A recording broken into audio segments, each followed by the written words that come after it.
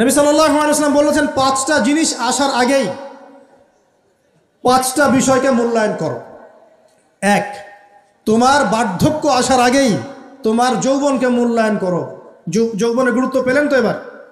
তোমার মৌত আসার আগেই তোমার জীবনকে মূল্যায়ন করো। অসচ্ছলতা আসার আগেই সচ্ছলতাকে মূল্যায়ন করো। অসুস্থতা আসার আগেই সুস্থতাকে মূল্যায়ন করো। এবং এই যে কথাটা বললাম যে তোমার বার্ধক্য আসার আগেই যৌবনকালটাকে মূল্যায়ন করো। এই হাদিসগুলোর মধ্যে আমরা সংক্ষিপ্ত পরিসরে যৌবনকালের গুরুত্ব পাচ্ছি কিনা ভাই? এখন এই যৌবনকালটা আমাদের কাটানো উচিত আল্লাহ পাকের ইবাদতের মধ্য দিয়ে, কয়েকটা বিষয়ের মধ্য দিয়ে। তার মধ্যে আমি 10টা পয়েন্ট আপনাকে বলবো। কয়টা ভাই? 10টা। 1, এই যৌবনকালে সবার আগে আমাদের কর্তব্য হচ্ছে দ্বীনের ইলম অর্জন করা। ইলম অর্জনের অনেক ধাপ আছে। শুরু করেন কোরআন তেলাওয়াত দিয়ে, তারপরে আস্তে আস্তে হাদিসে যান, কোরআনের তাফসিরে যান, ইতিহাস পড়েন, ইসলামের ইতিহাস পড়েন, ইসলামিক অর্থনীতি পড়েন, রাসূলের জীবনী সিরাত পড়ে দেখেন। আস্তে আস্তে গ্র্যাজুয়ালি আপনি সামনে যাবেন। আল্লাহ পাক তৌফিক দান করুন। এই যৌবনকালের প্রথম কাজ কি ভাই? ইলম অর্জন করা। 2 নম্বর, এই যৌবনকালে আমরা যে পরিমাণ ফিজিক্যালি ফিট থাকি, শরীরে শক্তি থাকে, উদ্যম থাকে, আমাদের বয়সটা 40-50 হয়ে গেলে সেটা থাকবে না। থাকবে? অতএব এই যৌবনকালে বেশি বেশি ইবাদত করতে থাকেন। আল্লাহ পাক তৌফিক দান করুন।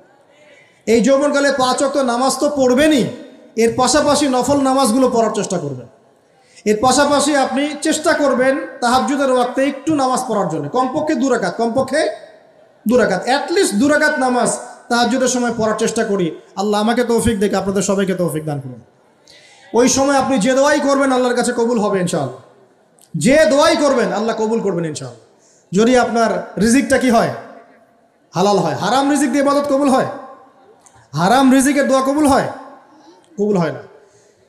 3 নাম্বার, এই যৌবনকালে আমরা রাসূলের সুন্নতের উপর বেশি আমল করবো ইনশাআল্লাহ। পারা যাবে ইনশাআল্লাহ? তাহলে নিয়াত করতে পারি যে ইনশাআল্লাহ চেহারাগুলো পরিবর্তন হবে। চেহারা পরিবর্তন মানে কি? হ্যাঁ, রাখা যাবে না? এখনো গজায় নাই। প্রত্যেক সপ্তাহে আপনাকে নবীর সুন্নতের উপর এরকম করে কুরবানি এবং জবাই করতে কে বলেছে? নবী সাল্লাল্লাহু আলাইহি ওয়াসাল্লামের সুন্নতকে জবাই করাটা কি ভালো কাজ? হ্যাঁ বলেন তো। একটা কথা মনে রাখবেন, একটু কথাটা মনের কান দিয়ে শোনেন। দাড়ি হচ্ছে একমাত্র ভিজিবল সুন্নত। দাড়ি হচ্ছে একমাত্র ভিজিবল সুন্নত। ভিজিবল মানে কি? যা দেখা যায়। দাড়ি একমাত্র ভিজিবল সুন্নত, দৃশ্যমান সুন্নত, যেটা নিয়ে আপনি আমি কবরে যাব ইনশাআল্লাহ।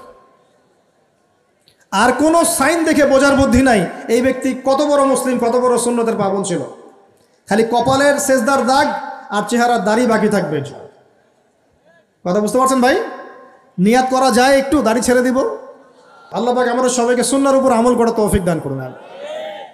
4 নাম্বার ভাই, যৌবনকালে আমরা আমাদের সময়গুলোকে মূল্যায়ন করবো ইনশাআল্লাহ। কথা বুঝতে পারছি ভাই? সময় মূল্যায়ন কেমন? আপনার দিন রাতের একটা রুটিন থাকবে, এলোমেলো লাইফ লিড করবেন না। আর নিয়মতান্ত্রিক লাইফ লিড করবো আমরা। নিয়মতান্ত্রিক, আমার জীবনে একটা রুটিন থাকবে, এই রুটিনের বাইরে যাব না। পড়াশোনার রুটিন থাকবে, খেলার বা এক্সারসাইজ রুটিন থাকবে, খাওয়া দাওয়ার রুটিন থাকবে, দাওয়ার রুটিন থাকবে, আমি আলেম ওলামাদের কাছে যাব, এই রুটিন থাকবে। একটা রুটিন লাইফ লিড করবেন, এলোমেলো জীবনযাপন করবেন না। আল্লাহ পাক আমাকে তৌফিক দান করুন, আপনাদের সবাইকে তৌফিক দান করুন। কয়টা বলেছি ভাই? বলেন। 6 নাম্বার, যৌবনকালে সবচেয়ে বেশি বেঁচে থাকবো নারীর ফিতনা থেকে। কি থেকে ভাই? এরপরেও যদি ভুল হয়ে যায়, হতে পারে এই যুগটা ফিতনার যুগ, চরম ফিতনার যুগ। যদি কোনো ভুল হয়ে যায়, খবরদার আপনি হতাশ হবেন না। ভুল হয়ে গেলে কখনো হতাশ হবেন না। হতাশা শয়তানের পক্ষ থেকে আসে। কখনো হতাশ হবেন না। দেন অজু করে জায়নামাজে দাঁড়িয়ে 2 রাকাত নামাজ পড়ে আল্লাহকে বলবেন, আল্লাহ আমার ভুল হয়ে গেছে, আমাকে মাফ করে দাও। পারা যাবে ইনশাআল্লাহ? জীবনে কখনো হতাশ হবেন না। জীবনে যাই হয়ে যাক না কেন, কখনো হতাশ হবেন না। মনে রাখবেন আল্লাহ আপনার রব, আল্লাহ আপনার সাথে আছেন ইনশাআল্লাহ। অতএব নারীর ফিতনা থেকে নিজেকে বাঁচিয়ে রাখার চেষ্টা করুন। আল্লাহ পাক তৌফিক এনায়েত করুন। 7 নাম্বারটা হচ্ছে এই সমাজ আপনাকে যেভাবে শেখায়, কিভাবে শেখায়? এই যে স্কুল, কলেজ, ইউনিভার্সিটি, চাকরি, বিয়ে, সন্তান প্রতিপালন, আর তারপর ইন্না লিল্লাহি ওয়া ইন্না ইলাইহি রাজিউন। এই তো শেখায় নাকি? সবসময় মনে রাখবেন যে আল্লাহ রাব্বুল আলামিনের পরিকল্পনাই আপনার উপরে সবচেয়ে বেশি অগ্রাধিকার যোগ্য, সমাজের পরিকল্পনা নয়। পরিবার আপনাকে চাপ দিচ্ছে, চাকরি পাস না, পড়াশোনা করিস না, হ্যাঁ পড়াশোনায় কেন তুই 80 নম্বর পাইলি না, কেন চান্স পেলি না, কবে চাকরি পাবি, কবে আমাদেরকে দেখবি, খাওয়াবি, পড়াবি, এই যে চাপগুলো চারপাশ থেকে আসে কি না? এতে করে অনেক যুবক দেখা যায় মাদকাসক্ত হয়, অনেকে দেখা যায় আত্মহত্যা করছে ইদানিং, করছে কিনা ভাই? এই শব্দটা থেকে আমি এই পয়েন্টটা আজকে লিখেছিলাম যে ভুলেও আল্লাহর প্রতি বিশ্বাস এবং তাওয়াক্কুল হারাবেন না। সমাজ যেভাবে শেখায়, সমাজ চারপাশে যে চাপ আপনাকে দিচ্ছে, এই চাপে নিজে গা ভাসিয়ে দিবেন না। আপনি আল্লাহর কাছে দোয়া করবেন, আল্লাহর কাছে পথ চেয়ে নেবেন এবং আল্লাহর প্রতি তাওয়াক্কুল ভরসা করবেন। কখনো আত্মহত্যার পথ বেছে নেবেন। কি হয়েছে? 80 নম্বর পান নাই তো কি হয়েছে? আপনি চেষ্টা করেছেন কিন্তু চান্স পান নাই তো কি হয়েছে? চেষ্টা তো করেছেন আপনি চেষ্টা করেছেন ইউনিভার্সিটিতে চান্সের জন্য, আপনি চান্স পাই নাই, চেষ্টা করেছেন না আপনি? বাস চেষ্টা করেছেন, পাই নাই, তাকদিরে ছিল পাই নাই, বাস আমি আমার চেষ্টা করেছি। কখনোই আত্মহত্যার পথ বেছে নেবেন না। আর আমরা পিতা মাতাদেরকে রিকোয়েস্ট করব, কোনো অবস্থাতেই সন্তানকে এত বেশি চাপ দিবেন না যে সন্তানটার এই কোমরটাই ভেঙে চলবে। এই সমস্যাগুলো দিন দিন বাড়ছে সমাজের মধ্যে। কেন এত চাপ দিচ্ছেন? তার প্রতিভা কোথায় খুঁজে বের করুন। তাকে জোর করে কেন টেনে লম্বা করার চেষ্টা করছেন? আমাদের সমাজে বাচ্চা হয়ে গেলেই তার পিঠে একটা সিল মেরে দেই, হয় ডাক্তার না হলে ইঞ্জিনিয়ার। কেন? এর বাইরে কোনো প্রফেশন নাই? আমার সন্তানকে হয় ঢাকা বিশ্ববিদ্যালয়ে চান্স পেতে হবে, না হলে বুয়েটে, না হলে এখানে। আর এখানে পড়লেই আমার ছেলে বা আমার মেয়ে একদম সবচেয়ে বড় জ্ঞানী হবে, অন্য কোনোভাবে হবে না, এটা গ্যারান্টি দেওয়া আছে? যারা সভ্যতা বিনির্মাণ করেছেন তারা কয়জন বড় বড় ডিগ্রি সার্টিফিকেট পেয়েছেন খুঁজে বের করে দেখেন খুঁজে বের করে। আমরা ফিলোসফির মধ্যে যে ফিলোসফারদের হিস্ট্রি পড়েছিলাম, তাদের মধ্যে বেশিরভাগই দেখা যায় স্কুলেও যায় নাই, কলেজেও যায় নাই। আছে না এমন? আছে।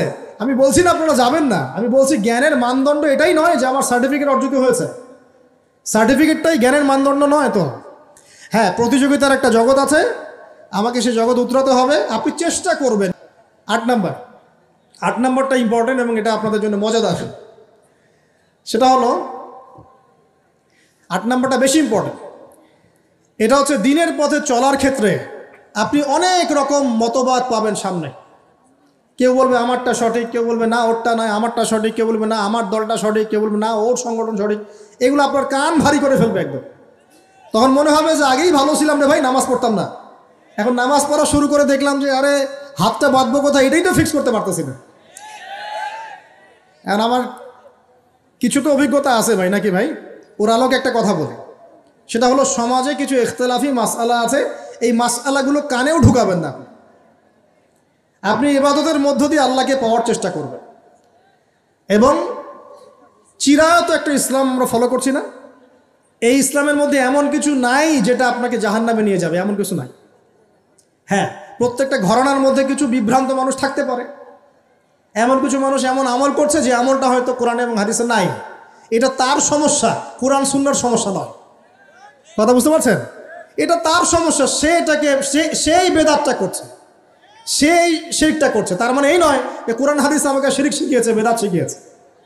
কোরআন এবং হাদিসে যেটা আছে এটা সুন্দর, এখানে থাকলে আপনি বিভ্রান্ত হবেন না ইনশাআল্লাহ তাআলা। আল্লাহ পাক আমাদেরকে বোঝার তৌফিক দান করুন। আর শেষের দুটো হলো যৌবনকালে আমরা আমাদের পরবর্তী জীবনের প্রস্তুতি গ্রহণ করবো ইনশাআল্লাহ।